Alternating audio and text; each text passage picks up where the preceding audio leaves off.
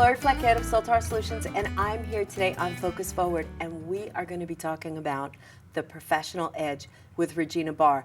I'm so excited to have Regina here today. Regina, thanks so much for being here. Thanks, Lori. I'm very excited to be here, and I really think this is an important topic for anyone, whether they're a business owner, a corporate executive, or somebody who's up and coming, a student, a career person, anyone really who wants to put themselves forward in a positive and powerful way.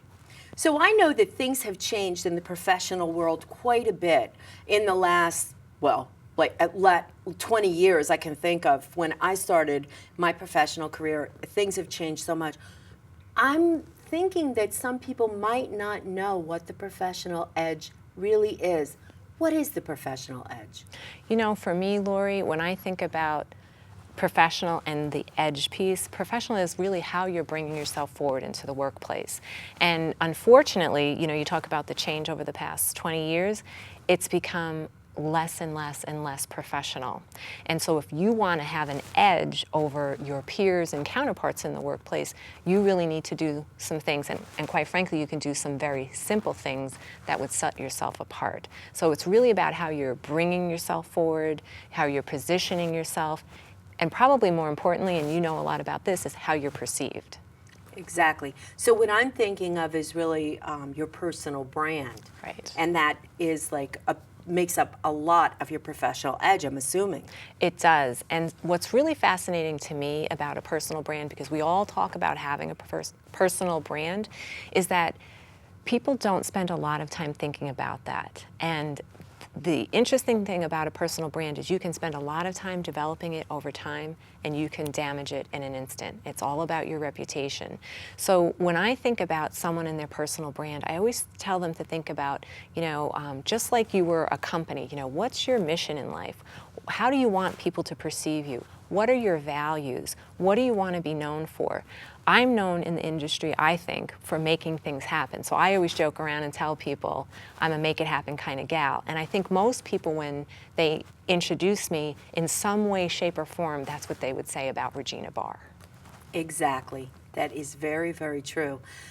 So let's just take it, because I understand what you're talking about through the branding work that I've done and also the work in television. But I'd like maybe to talk from examples. I think that would help people to understand it a little bit better. So can you give me an example of someone that the viewers might know who definitely has the professional edge? You know, there are a lot of people, I think, a lot of great examples. I'm going to use someone I think that's a little bit more contemporary for our audience. And so for me, someone that comes to mind is Taylor Swift.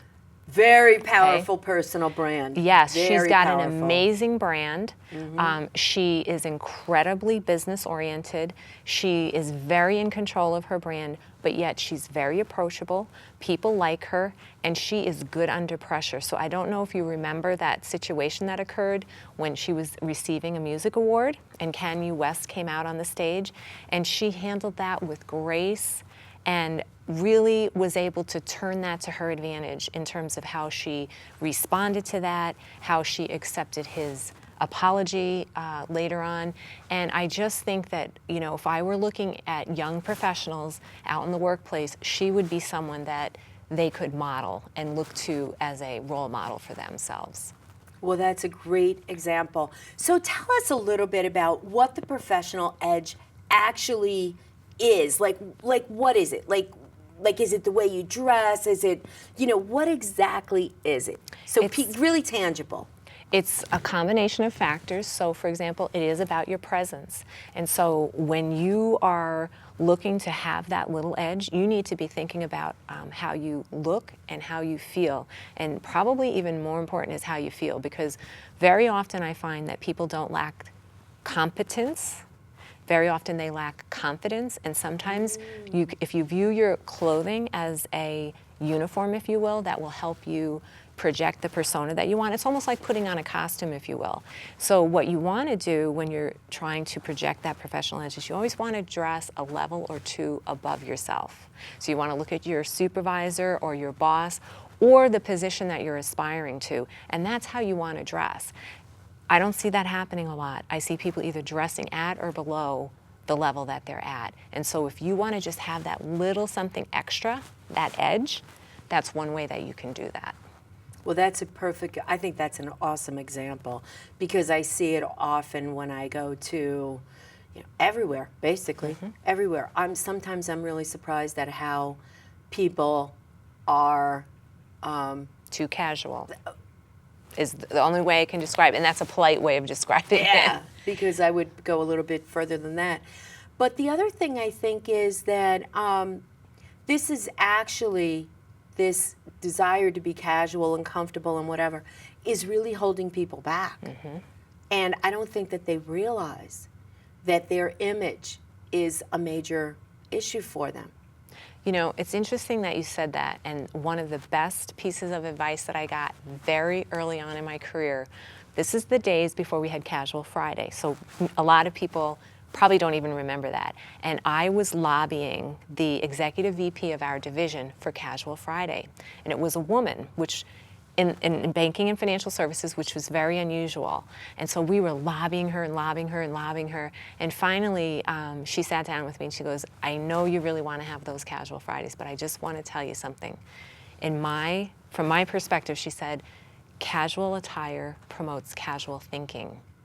And it really changed things for me. So for example, I eventually moved on to other companies. They had Casual Friday, but I found that when I would dress casually, it was sort of dressed up casual. I always had a scarf on, I always had a jacket, so that I always looked pulled together. And I will tell you, I know that those kinds of little things really helped move me forward in my career, because I always looked presentable, I always looked like a professional, I always looked like someone who knew what they were doing, which I think is about having that little something extra, that little edge. Well, it's interesting that you should mention this, because often in my career, I was in environments where you could only dress in one color or even two colors. Or you had to dress, you had to have a certain outfit for those environments. In New York and the salons and different places I worked, it was very, very, very strict. And I think that permeated the entire organization, that strictness. So the way that you dress was just one example or one essential element to it. It was also the way you did everything else sort of followed through with that. So I think that the professional edge is very important, especially now for college students. Getting out of college, sometimes I'm curious as to if they even know how to dress at all. I'm just really wondering, because they haven't been dressing like. So you're talking about college students. Let me give you an example. I was interviewing interns for my business. I needed some support. I am a big fan of mentoring and giving back to the community. I had, I think, 3-4 young men and women coming to interview with me. These young folks came in flip-flops and shorts for one person, jeans, and nothing to write on, not a piece of paper or anything. The person who I actually hired came in, and I wasn't asking for someone to be in an Armani suit or anything like that. She had on pressed slacks, neat shoes. She brought a pad folio and a pen. She had the professional edge. She got the job. Worked for me, I think, for the whole year on an internship basis, paid internship, and she got the benefit of having some training and education of working with someone like myself. That young woman gets what it means to have the professional edge. Well, totally. I totally get it, because when you're out and you're seeing clients or you're doing events or whatever, you absolutely need to have somebody that is representing you and your company properly. So give us 3 tips that anyone can use to get the professional edge. One, I would say what we've just talked about is be mindful of your attire, your appearance. It matters, and that's something that you can easily control, whether or not you have a lot of money or not. I think number 2, it's build and develop your network, because very often that professional edge is having access to information and resources, and one way you do that is by who you network and who you know and what you have access to. And 3, I think I would recommend that people be looking at how others in their organization are acting. Look at that next level or two above. Look at what are the qualities and what are the things that that individual is doing to move ahead, and then try to do some of the same things. So those would be 3 things that I think anybody would be able to do. Great examples, great examples. Thanks so much for coming on today and helping people get the professional edge.